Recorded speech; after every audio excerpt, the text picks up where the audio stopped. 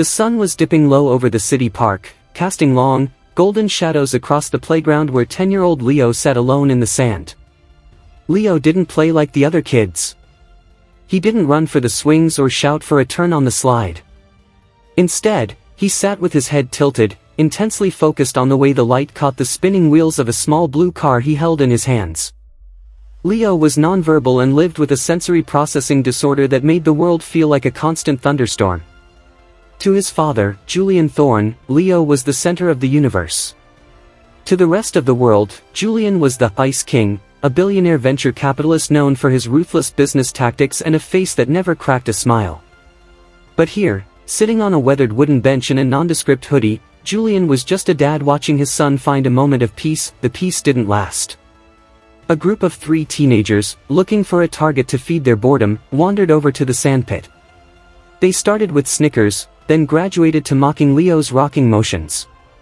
Julian's hand tightened on the edge of the bench, his knuckles turning white. He was seconds away from intervening, not as a businessman, but as a father ready to protect his cub, when a blur of bright purple entered his field of vision. Amara, a 12-year-old girl with a crown of thick curls and a denim jacket covered in hand-sewn patches, stepped directly between the bullies and Leo. She didn't look like much of a threat. She was thin and a head shorter than the lead bully. But when she spoke, her voice had the weight of iron. She didn't yell. She didn't swear.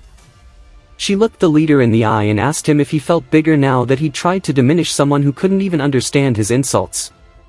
She spoke about the strength of silence, and told them that in this park, everyone had a right to the sun. When the bullies tried to laugh it off, she stood her ground with such a quiet, unshakable dignity that the boys eventually looked at their feet, muttered something about her being weird, and retreated toward the basketball courts. Julian watched, mesmerized. He had spent his life in boardrooms where strength was measured in leverage and hostile takeovers. He had never seen power like this, pure, selfless, and completely unearned by status.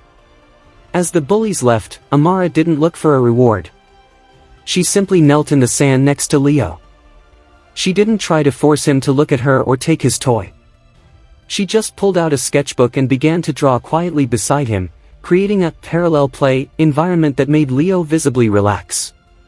Julian approached them slowly, his heart hammering in a way it never did during a billion-dollar closing. He learned that Amara lived in the nearby housing project and that her mother worked 2 jobs to keep her in the local art school. She told Julian, unaware of who he was, that she defended Leo because everyone deserves a bodyguard sometimes. That shocking move Julian made wasn't a simple donation. He spent the next month working in the shadows.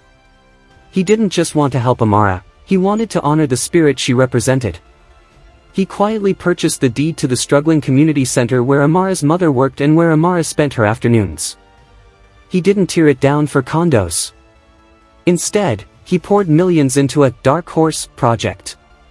On a Tuesday morning, Amara and her mother were summoned to the center, thinking it was a final eviction notice.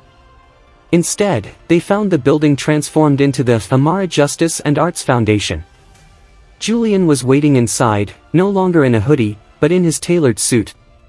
He revealed that he had established a permanent endowment that would fund the center's operations for the next 50 years, ensuring every child in the neighborhood had a safe place to create and belong.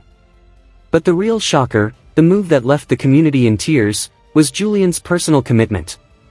He announced he was stepping down as CEO of his main firm to chair a new global initiative for neurodivergent advocacy, and his first act was naming Amara as the youth ambassador, providing her with a full scholarship to any university in the world and a direct line to his resources to help other Leos in the city. He didn't just give money, he changed his entire life's purpose because a young girl reminded him that the greatest wealth isn't what you keep in a vault, but what you protect in the light.